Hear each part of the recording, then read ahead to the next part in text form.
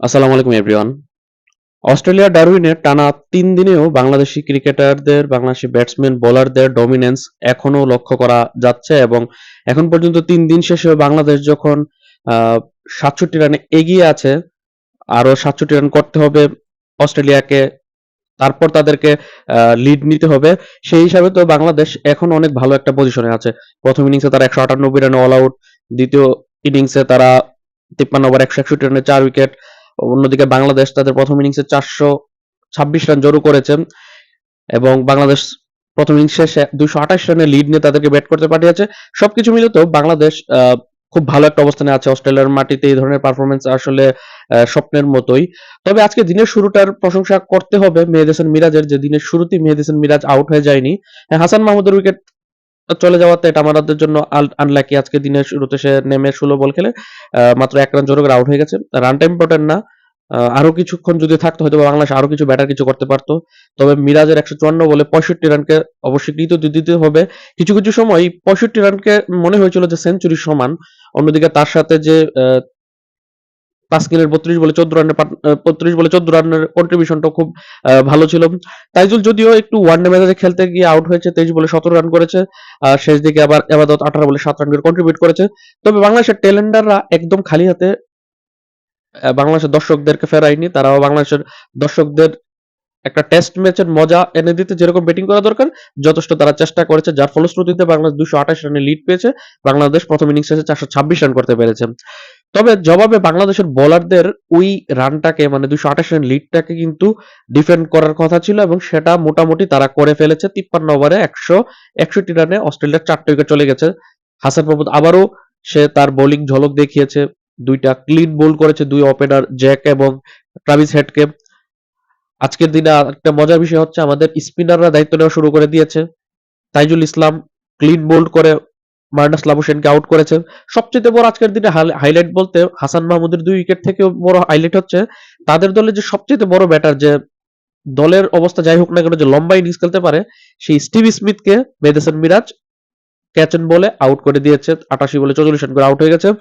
এটা দিনের হাইলাইট। এখন হয়তোবা লম্বা ইনিংস যেটা অস্ট্রেলিয়া স্টিভ স্মিথের উপর ভরসা করে যখন অনেক বেশি কলাপস হয়ে যায় অস্ট্রেলিয়া লম্বা ইনিংস খেলতে পারে, সেটা হয়তোবা এখন আর হচ্ছে না। তবে যদিও দিনের শেষ দিকে অস্ট্রেলিয়া একটা ভালো নোটে শেষ করেছে। ৫৪ বলে ৩৯ রানে পার্টনারশিপ হয়েছে গ্রিন এবং ক্যারির মধ্যে। গ্রিন ৮৬ বলে ৪৩ রান করে অপরাজিত আছে। অন্যদিকে ক্যারি কিন্তু ৫০ বলে ১৯ রান করে অপরাজিত আছে। এখনো তাদের আরো একজন জেনুইন ব্যাটসম্যান বা অলরাউন্ডার ওয়েবস্টার এখনো অ্যাভেলেবেল আছে। তাছাড়া প্যাট কামিন্স, মিচেল স্টার্কও কিন্তু টেস্টে ভালো ব্যাটিং করে। আমি দেখতে পেলাম যে প্যাট কামিন্সের টেস্টে ৩টা 50 রয়েছে, ১৩টা 50 রয়েছে মিচেল স্টার্কের। তার মানে তারাও চাইলে ৮-৯ পর্যন্ত ব্যাটসম্যান আছে তাদের, যে তারা বড় স্কোর তারা চাইলে করতে পারে। যদিও বাংলাদেশের এই বোলিং এগেইনস্টের সামনে অথবা বর্তমানে বাংলাদেশের বোলাররা যেভাবে পিচ থেকে আ আ সফলতা আদায় করে নিচ্ছে এবং তাদেরকে যেভাবে চেপে ধরেছে, হয়তোবা তাদের এই লোয়ার অর্ডার ব্যাটসম্যানরা আজকে কিছু করতে পারবে না। যেমনটা ফার্স্ট ইনিংসেও, মানে আগামীকালকে নামার পরেও কিছু করতে পারবে না। যেরকমটা ফার্স্ট ইনিংসও তারা করতে পারেনি। আমাদের তাসকিন থেকে ভরসা ছিল বা প্রত্যাশা ছিল সে ভালো কিছু একটা উইকেট এনে দিবে। যদিও তাসকিন ১২ ওভার ৩৮ রান দিয়ে কোনো উইকেট শিকার করতে পারেনি। হাসান মাহমুদ তার কাজটা করেছে ১১ ওভারে ৩৩ রান দিয়ে ২ উইকেট। এবাদত কিছুটা এক্সপেন্সিভ এর পথেই বলা যায়, ৮ ওভার ৩৮ রান দিয়ে কোনো উইকেট শিকার করতে পারেনি। তবে স্পিনাররা দায়িত্ব নেওয়া শুরু করেছে, কারণ স্পিন আস্তে, আস্তে ধরা শুরু করে দিয়েছে। তাইজুলের ৯ ওভার ২৮ রান দিয়ে ১ উইকেট সেটার প্রমাণ। তো মিরাজ আরো খুবই ভালো বোলিং করেছে, ১৩ ওভারে ২০ রান দিয়ে ১ উইকেট, যার মধ্যে সবচেয়ে বড় ইম্পর্টেন্ট জিনিস সেই স্টিভ স্মিথের উইকেটটা শিকার করেছে। আজকের দিনে যদি ৩টা সেশনের যদি আমরা একটু খেয়াল করি, প্রথম সেশনে ৬৬ রানে বাংলাদেশের ২টা উইকেট চলে গিয়েছে।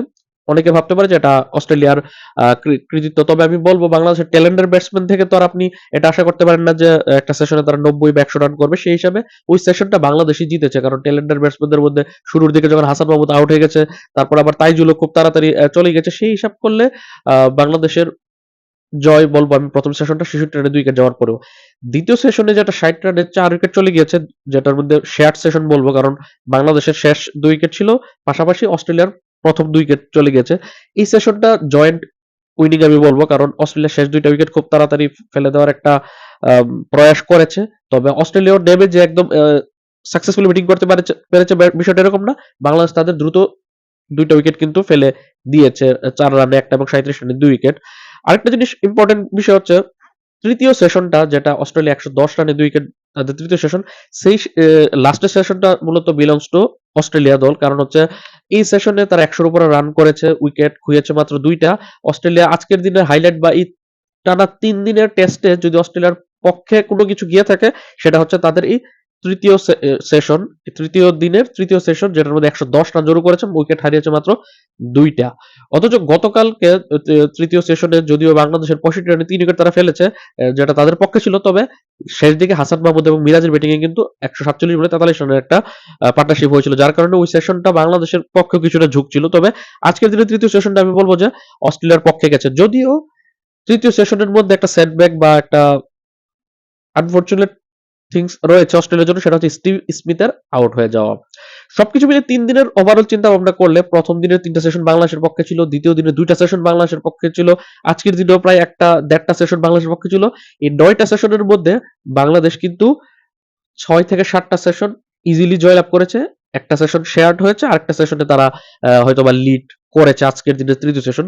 তারপরেও 3 দিন শেষে বাংলাদেশ 67 রানে এগিয়ে। এখন আগামীকাল তারা নামবে, তারা অবশ্যই চাইবে না ফার্স্ট সেশন আউট হয়ে যেতে, কমপক্ষে 2টা সেশন ব্যাটিং করতে চাইবে তারা। 2 সেশন যদি তারা ব্যাটিং করে ফেলে, আমি অস্ট্রেলিয়ার পক্ষ ধরে যদি কিছু বলি, 2টা সেশন তারা ব্যাটিং করলো, 60 ওভার 50-60 ওভার ব্যাটিং করে যদি তারা 200 রানও জড়ো করতে পারে, সেক্ষেত্রে তখন 200 রান করে যদি তারা অল আউট হয়ে যায়, তখন 200 রান থেকে 67 রান যেটা পিছিয়ে আছে তারা, সেটা কেটে গেলে আর থাকে 133, বাংলাদেশের টার্গেট হবে 134, যেটা বাংলাদেশের জন্য আজকের তৃতীয় সেশন, আগামীকালকে তৃতীয় সেশন এবং পঞ্চম দিনের খেলা মিলিয়ে 133-34 রানের টার্গেট ইজিলি বাংলাদেশ জয়লাভ করতে পারবে। আর যদি অস্ট্রেলিয়া যেরকম বাড়িয়ে বলছিলাম যে আগামীকাল যদি 200 রান করতে পারে, 2 সেশন ব্যাটিং করতে পারে, যদি এরকমটা না হয়, এটা হওয়ার সম্ভাবনা বেশি। চতুর্থ দিনে উইকেট আসলে ব্যাটসম্যানদের পক্ষে ওইভাবে কথা বলে না, তার উপর যদি বাংলা যদি 2 স্পিনার যদি তাদেরকে চেপে ধরে, পাশাপাশি হাসান মাহমুদরা যদি কন্ট্রিবিউট করতে পারে উইকেট টেকিং এর দিক দিয়ে, সেক্ষেত্রে তাদের জন্য 200 রান করা অনেক বেশি টাফ হয়ে যাবে। এমনিতে তাদের 4টা মেইন উইকেট চলে গিয়েছে, এখন তাদের আসলে মূলত ডিফেন্সিভ মাইন্ডসেটই চলে যাওয়ার কথা উইকেট ধরে রাখতে গিয়ে। সেই হিসেবে 200 রান না করে এরকম হতে পারে যে তারা ম্যাক্স 150 রানে অল আউট হয়ে গেছে, তখন বাংলাদেশের জন্য টার্গেটটা তো আরো নিচে নেমে আসবে, 100-র কম। সেই হিসেবে এখন পর্যন্ত শেষ দিকে যতটুকু মনে হচ্ছে বাংলাদেশ দলই এই টেস্টটা জিততে যাচ্ছে। অনেক বড় একটা আসলে চেঞ্জ।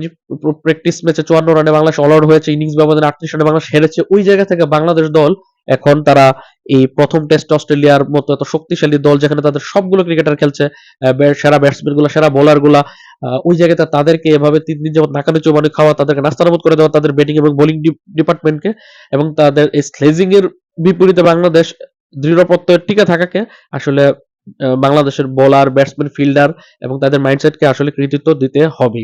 এই জায়গা থেকে খুব অনাকাঙ্ক্ষিত কিছু না ঘটলে বাংলাদেশের হারার কথা না। এই টেস্ট ড্র এর পথেও যাবে বলে মনে হচ্ছে না। রেজাল্ট আসবে, এই টেস্টে এখনো 2 দিনের খেলা বাকি।